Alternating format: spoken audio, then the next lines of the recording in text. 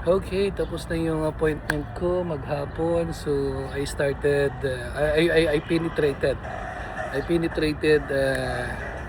A Polish community, Romanian. So, yeah, I'm so excited na mag-explode siya. And you know what, guys?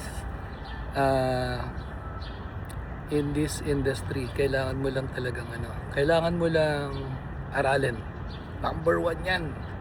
Number one, inaaral talaga. Lahat ng ginagawa natin, mapa sa trabaho, mapa sa negosyo, inaaral. That's the number one step. Number one step. So, kagaya, tingnan nyo yung alam nyo yung knowledge. Knowledge, sabi nga nila, knowledge is power. Paano magkaroon ng knowledge? Okay, sa knowledge, Knowledge. So the first things first na gagawin mo if you have, just to have that knowledge is yung L, right? Lagyan mo siya ng E-A-R-N, learn. Para magkaroon ka ng knowledge, okay? Learn. And then pag inaral mo siya, magkakaroon ka ng know, K-N-O-W, know. And then pag may alam ka, magkakaroon ka ng edge, E-D-G-E. See? Knowledge. So, pag may knowledge ka, pag tinanong kita kung ano ang meron sa ginagawa mong negosyo, makasagot mo ako. Tama? Kasi may knowledge ka na. Nag-aral ka, learn, tapos may know-how ka, and then may edge ka kasi you can answer lahat ng questions. And then now, pag may knowledge ka na, and then that's the time. Every time someone join to your team, you will earn. Alam mo yung dinagdag mo sa L, E-A-R-N, learn, right? So, earn. See? Knowledge, and then earn. You know what? Para siyang, example ko na lang, parang sa school, nag-aral ako as sa military na lang, training. So, di ba, training muna kami bago kami gagraduate. And then, pagka-graduate, see, nag-aral, training. Pag naka-aral ka na, nakagraduate na kami, ipinadala kami sa mga assignments namin.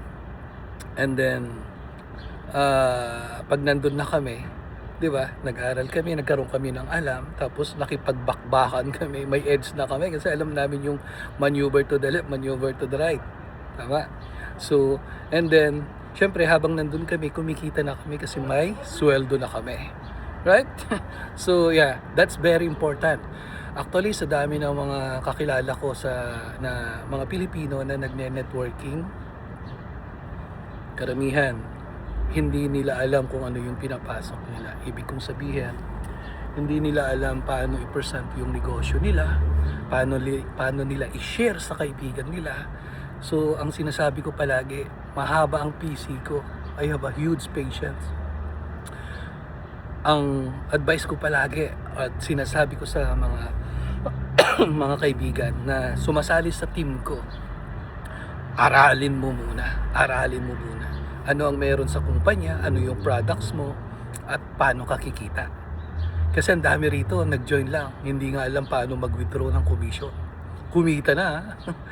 Kasi ang ginagawa ko, pag nag-join ka sa team ko, 1, 2, 3 or hanggang at least 5 times, if possible lesser than that, at least 1, 2, 3 na ako ang gagawa ng presentation para sa iyo, makinig ka habang nagsasalita ako, at wag na wag kang magsasalita if possible. Pabayaan mo lang ako magsalita, ikaw ang makikinig. Inaaral mo ngayon habang nakikinig ka sa akin, inaaral mo paano ako nagbabagsak, paano ko ipinipresent yung negosyo. Alright? Kasi yung iba, nagsasalita din. Anong matututunan mo? So, kaya sabi ko nga dito, alam nyo ang network marketing, matututunan mo lang to sa harap ng, sa on top of the table, in front of me, sa kaibigan mo, i-guide kita paano ang gagawin. You don't need to go to school. Matututunan mo siya through me. So, ganito ang gagawin natin, i-structure natin. Ito yung products, ito yung company, products, and then compensation plan. Very important. Huwag kayo masyadong nagmamadali na i-share sa kaibigan.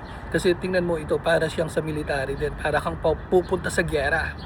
Na yung tipong makikisabak ka, wala kang ammunition pala. Eh di pag sa giyera, di talo ka na. Di ba? Pukpuk ka na. Tapos, time out muna, wala akong bala. No, dapat ang gawin mo, kailangan, kumpleto ka, fully equipped.